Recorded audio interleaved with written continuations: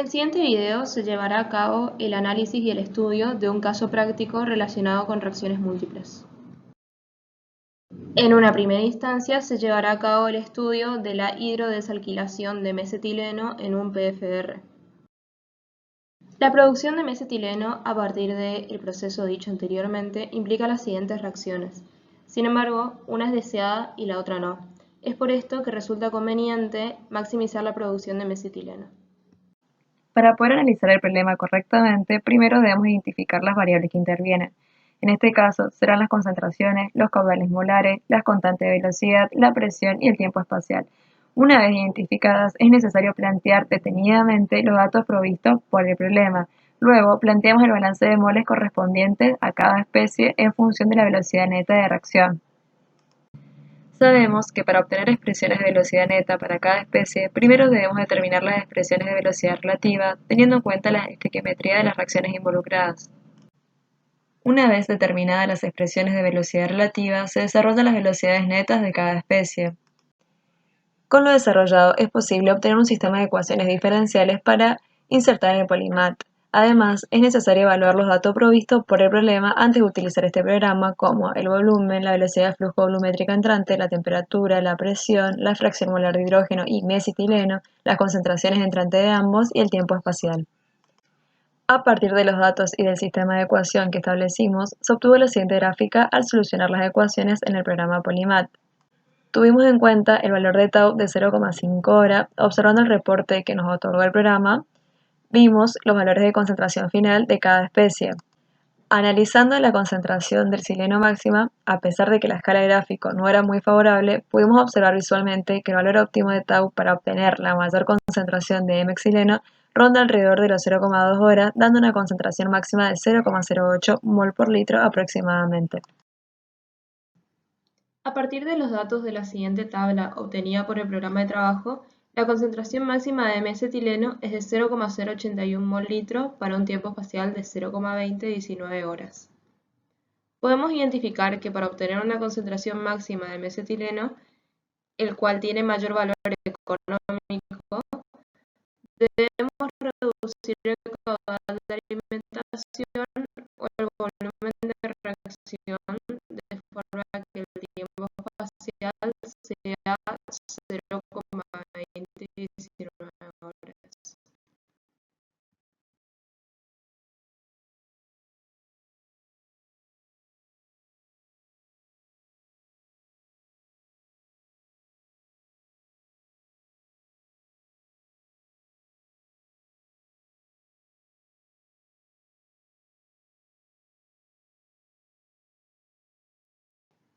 Teniendo en cuenta el valor obtenido de tiempo óptimo, podemos acceder a los siguientes datos de concentración de salida para cada componente. Ahora, podemos determinar el volumen de reactor necesario para lograr las concentraciones de salida deseadas, a partir de la expresión de tiempo espacial, el cual determina un volumen de 2,72.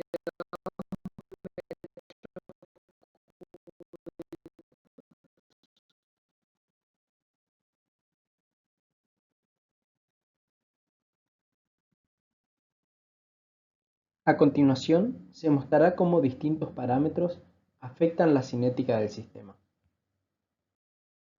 Para analizar cómo afecta el caudal de alimentación a la concentración del producto deseado a la salida del reactor, es importante analizar la expresión de tiempo espacial. Podemos observar que este es inversamente proporcional al caudal de alimentación, por lo que si se incrementa este a 30 metros cúbicos por hora, observamos que el tiempo espacial se acerca al tiempo de residencia óptimo, y como consecuencia, la concentración de M-sileno a la salida del reactor es próxima a la concentración máxima. En el caso de la temperatura, se puede observar en las siguientes expresiones que ésta afecta en gran medida las constantes de reacción. Estas constantes, al estar dentro de las leyes de velocidad de los compuestos involucrados, aceleran o decrecen la velocidad de reacción, afectando así a parámetros como la concentración de mesileno a la salida del reactor y el tiempo de residencia óptimo. En la siguiente tabla se pueden observar valores de las constantes de reacción, concentraciones de salida de mesileno, concentraciones máximas de mesileno y del tiempo de residencia óptimo.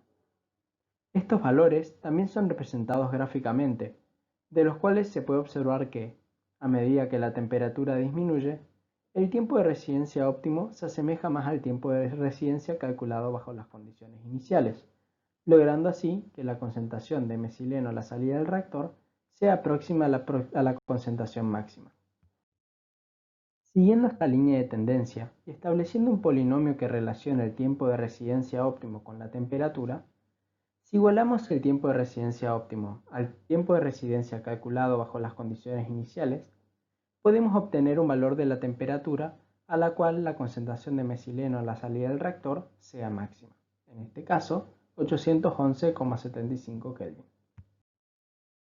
Si desarrollamos y analizamos la expresión de la selectividad, podemos observar que esta solo se ve afectada por el cociente de las constantes de reacción. Pero como vimos anteriormente, este cociente permanece constante, por lo tanto, la selectividad no se ve afectada por la variación de temperatura. Analizar el efecto de la presión sobre el sistema, se busca vincular la ecuación de los gases ideales con la expresión de tau a volumen, flujo molar y temperatura constante para llegar a una expresión de la presión igual a tau por R por T por el flujo molar sobre el volumen, indicando una relación lineal entre la presión y tau, donde para obtener un tau operativo de 0,20 y 19 horas se necesita una presión de 14,22 atm. El efecto de la proporción de hidrógeno se determina manteniendo constante la concentración de mesetileno y variando la concentración de hidrógeno. Cuando se grafica tau y la concentración máxima de xileno versus la proporción de hidrógeno, los dos primeros obtienen un valor máximo cuando el último alcanza un valor próximo a la unidad. Pese a encontrar este máximo, no es conveniente modificar la proporción de hidrógeno, ya que el programa no ofrece gran exactitud en cuanto a este punto y además el tau operativo que se halla no es lo suficientemente elevado. Ya analizadas todas las variaciones propuestas y considerando que tenemos un reactor de 6,7 metros cúbicos que ya está construido y que construir otro sería económicamente inviable, se propone disminuir la presión a una presión total de 14,22 atmósferas.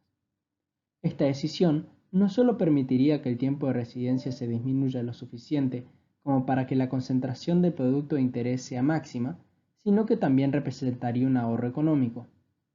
Esta última afirmación está basada en que, debido al gran caudal de gas con el que se trabaja, se requiere una gran energía para mantener un compresor que comprima 35 atmósferas. Por lo tanto, reduciendo esta presión a más de la mitad, se estaría representando un gran ahorro energético.